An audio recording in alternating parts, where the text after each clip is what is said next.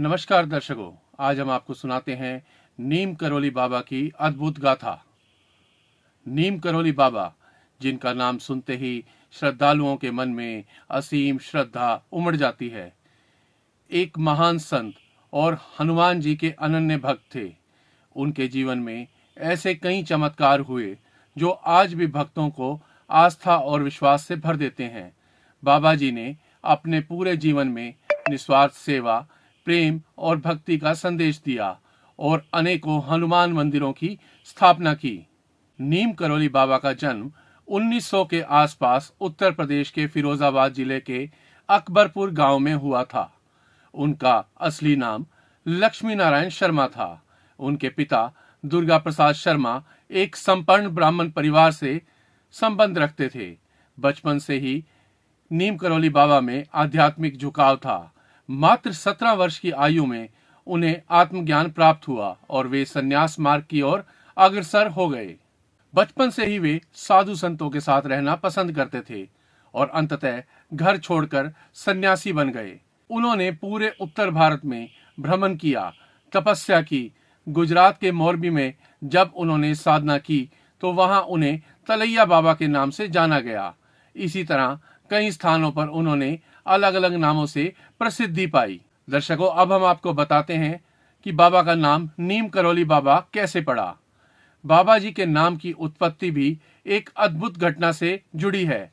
एक बार वे बिना टिकट के ट्रेन में यात्रा कर रहे थे तो टिकट चेकर ने उन्हें अगले स्टेशन नीम करोली पर उतार दिया। लेकिन चमत्कार यह हुआ कि ट्रेन 1 इंच भी आगे नहीं बढ़ी। इंजन चालू था, पटरी सही थी, लेकिन ट्रेन नहीं चल पाई। जब अधिकारियों को समझ में नहीं आया कि यह कैसे हो रहा है तो स्थानीय अधिकारी ने बाबा जी से क्षमा मांगी और उन्हें पुनः ट्रेन में बैठने का आग्रह किया। जैसे ही बाबा ट्रेन में बैठे, वह तुरंत चल पड़ी। इस घटना के बाद लोगों ने उन्हें नीम करोली बाबा कहना शुरू कर दिया। उत्तराखंड के भवाली के पास बाबा जी एक छोटी सी घाटी में रुके और एक व्यक्ति पूरन को आवाज लगाई। जब वह नीचे आया तो बाबा जी ने कहा, हमारे भोजन की व्यवस्था करो। पूरन ने अपनी माता से कहकर दाल रोटी बनवाई और बाबा जी को भेंट की। बाद में बाबा जी पूरन और अन्य ग्रामीणों को लेकर जंगल में गए और एक स्थान पर खुदाई करने को कहा। खुदाई में एक प्राचीन गुफा मिली जिसमें धूनी और चिमटा मिला। बाबा जी ने कहा, यह सोमवारी बाबा की तपस्थली है, इसे पुनः स्थापित करना आवश्यक है। इस स्थान पर हनुमान जी के मंदिर की स्थापना की गई और इसे कैंची धाम कहा गया क्योंकि वहां जाने वाली सड़क कैंची नुमा थी। फतेहगढ़ के एक वृद्ध दंपति बाबा जी के अनन्य भक्त थे। एक दिन बाबा जी उनके घर गए और रात्रि विश्राम किया। बाबा जी को ओढ़ने के लिए दंपति ने एक साधारण कंबल दे दिया।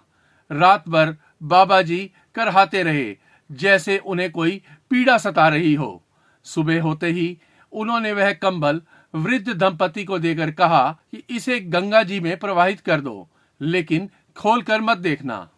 इस घटना के कुछ समय बाद वृद्ध दंपति का बेटा, जो द्वितीय विश्व युद्ध में बर्मा फ्रंट पर लड़ रहा था, सुरक्षित घर लौट आया। उसने बताया कि किस प्रकार वह रात भर गोलियों की बौछारों में रहा, लेकिन उसे एक भी गोली नहीं लगी।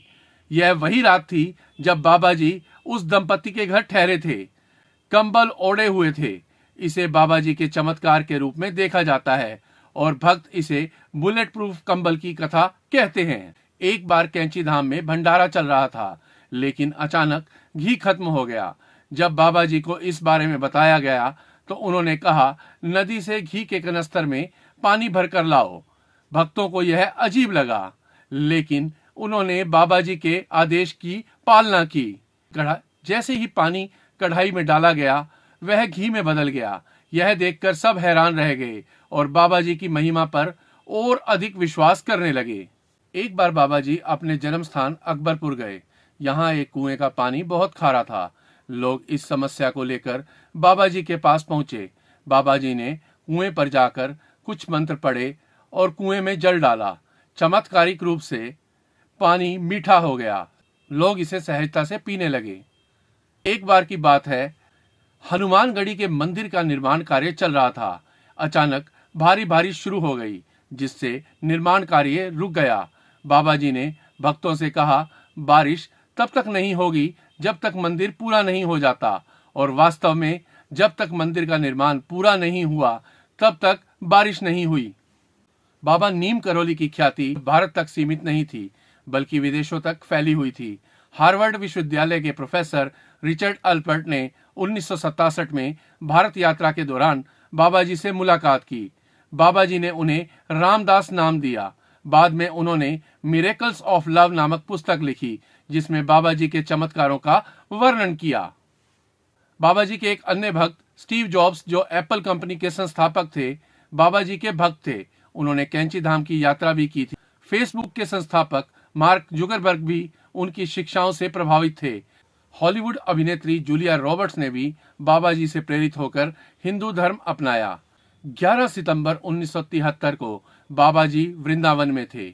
उनकी तबीयत अचानक खराब हो गई। जब डॉक्टरों ने उन्हें ऑक्सीजन मास्क लगाने की कोशिश की तो उन्होंने मना कर दिया और कहा, अब मेरे जाने का समय आ चुका है। और उन्होंने तुलसी और गंगा जल ग्रहण किया और रात तकरीबन 1:15 पे शरीर त्याग दिया। नीम करौली बाबा केवल एक संत नहीं, बल्कि एक दिव्य पुरुष थे।